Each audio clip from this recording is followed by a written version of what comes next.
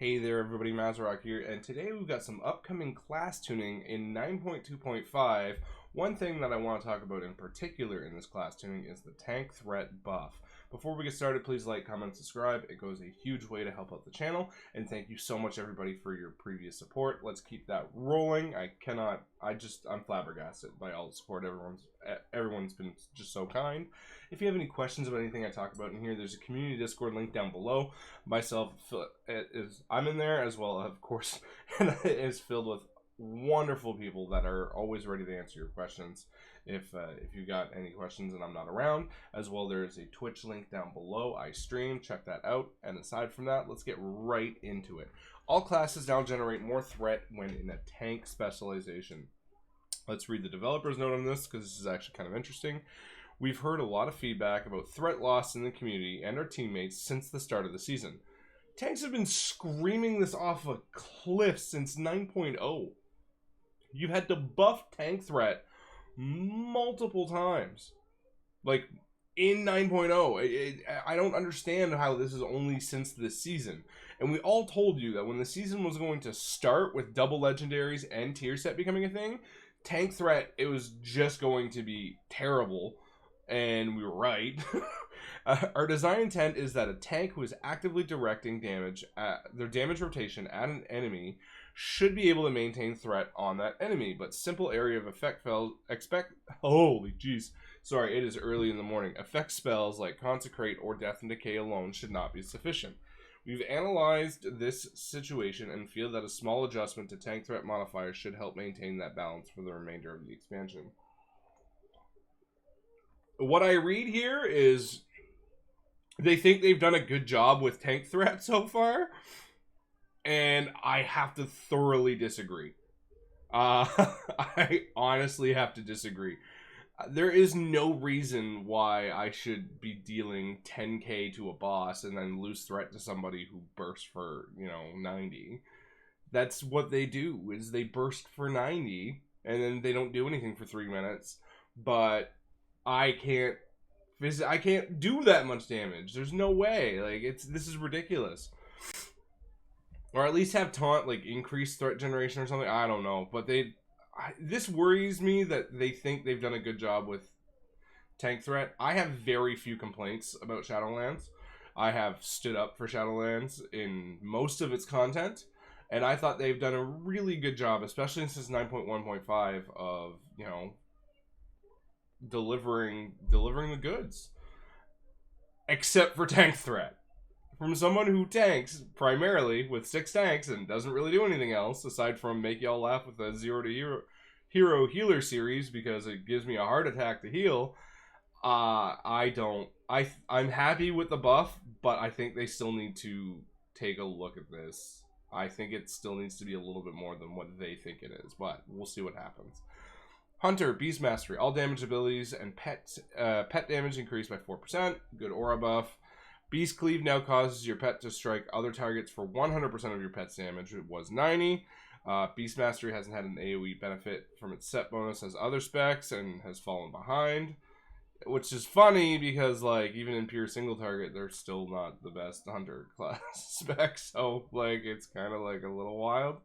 We're increasing the damage of their pets and Beast Cleave damage to transfer overall performance. This is going to help them. That's great.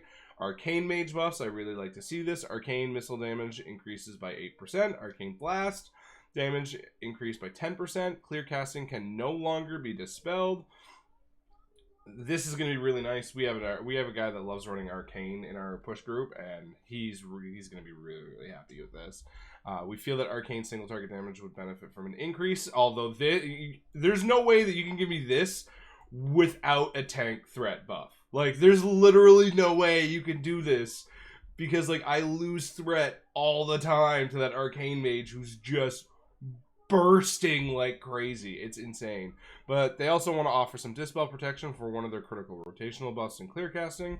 This is a change that we will evaluate further into Dragonflight, as generally we want magical buffs like these to be dispellable. In this case, we feel it's necessary to help this spec out in the short term. This is good. I like this. This is good. This is smart. They're doing good there. Frost is getting a PvP buff. I'm not going to be covering PvP much at all, just because I know literally nothing about it, and me talking about it would just be foolish. Mistweaver, reduced cooldown on Zen Focus T from 30 seconds to 45. Mistweavers are having a difficult time responding to burst damage reliably. As they regularly have to open their primary school in order to catch up. Giving them more access to interrupt protection is intended to let them respond to burst damage more reliably. They've got their finger on the pulse here. Their kit's just not suited to Mythic Plus. Like, that's the big thing, is like they just don't have... They don't bring anything to Mythic Plus that another healer would bring, if you know what I mean. Honestly, like, one big thing that you could really help with Mistweavers is give Mistweavers a Soothe. That alone, giving them that one ability would probably make me take them a lot more in Mythic Plus, especially on certain weeks and certain dungeons. I know it's not a huge fix, but it's something, because there's not a lot of soothes in the game. And if you give a Mistweaver who's all about chill healing, like, yo, bro, I got you. Here, have some soothing mists. Like, you could easily give them a soothe. Just saying. And that would help their kit a big time in Mythic Plus, because they're not struggling in Raid, I don't think. I don't think, anyway. Not a lot of people are playing them because they're not great in Mythic Plus, but from what I've seen, Mistweavers aren't having a super difficult time in Raid, so whatever. Windwalker, this is just, what? Rising Sun Kick damage increased by 20%. None of these apply to PvP, by the way. Fist of Fury damage to primary target increased by 20%. Blackout Kick damage increased by 20%. Tiger Palm, 20% increase. And Fist of the White Tiger damage increased by 20%. How much more single target does Mistwalker need? How badly in the dirt did you put these guys? As part of our ongoing balance efforts, we're taking a more aggressive approach towards improving Windwalker Monk's single target damage, because it has been bad, so that their performance is more competitive in raid situations where unique strengths may not come to the forefront, which is AoE. Honestly, I've been running with Windwalkers here and there in my groups, and man, like, their overall is still fantastic, but they're AoE specialists, right? So giving them the single target damage is just, like, this might... I mean, I don't know. It could make the meta again. I don't know. Because their AoE is not what's hurting anymore. Especially with all of the buffs and things like that. Double legendaries, all that fun stuff. Like, I've run with Windwalkers. And, I mean, they're not doing 9.2.5 damage. But it's still very, very good. Priest Discipline. Blaze of Light increases damage to Smite and Penance by 30%. Was 15. This is nice. Shadow and Discipline. The Power Word Shield. That's a PvP. So we're not going to cover that because it doesn't matter. Rogue. Recuperator Conduit. PvP. Outlaw is getting some non-PvP applicable changes. Let's talk about that. Between the Eyes, damage increased by 20%. Pistol Shot. Sinister Strike, both increased by 20% as well, and Blade Fury damage increased to 60% of single target damage was 50. This change does not apply to PvP, and there's a PvP Endurance Brawl. Talent does not stat, whatever. Okay. Our intent with these changes is to improve Outlaw in both single target and 5 to 6 target cleave situations where Blade Flurry would shine. Outlaw isn't standing out enough because it's bad in these moments when we, like, it's actively bad. I have, like, usually when, like, these things come around, I'm like, okay, I can understand this, but, like, very rarely is there an Outlaw rogue that I pug with that gets me to be like, oh, crap, like, this spec isn't that bad. Every single one of them has been like, dude, where's your damage? Like, where's your damage? What's going on? Like, this is, like, that's been a problem where I don't think it's all necessarily bad players. Because usually with the amount of pugs that I do, I run into at least, you know, 1 or 2 that are, like, crazy good at their spec and just show me wrong. This has just been, like, nope. However, in PvP, Enduring Brawler is okay, so that's kind of them talking about how good they are in PvP and all that fun stuff. I like it.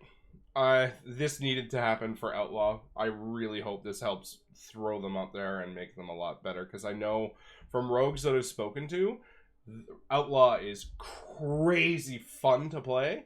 It just has no damage output. And on top of that, you're bringing a rogue, most of the time you're thinking single target damage, primary source damage and all that fun stuff, because you want big like the big guy in a pack to melt, versus like the damage kit of Outlaw is the opposite of that. Like it's more AoE. So, PvP, PvP, PvP, PvP, PvP. Yeah, there's a lot of PvP here. Destruction, Ritual of Ruin 2-piece bonus now lasts 30 seconds.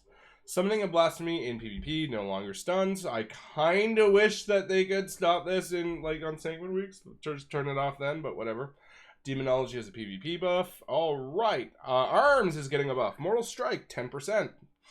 Overpower, 10%. Very nice. Execute and Condemn damage increased by 15%. That's big. That's really big, actually. That's really good. I really hope that... yeah, I just like it in general. That's really good. Go Arms Warriors. Woo! PvP buff for Fury, or reduced PvP nerf, I should say.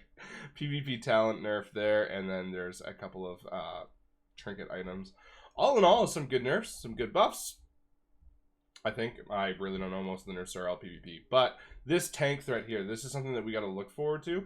And I would love, if you're a tank that's watching this, I would absolutely love your guys' thoughts on this after it comes. Before, for sure, but also after. Has been holding threat easier, like noticeably, or is it just going, because we don't have any numbers here. Is this something that's going to be noticeably easier, or is it like to keep?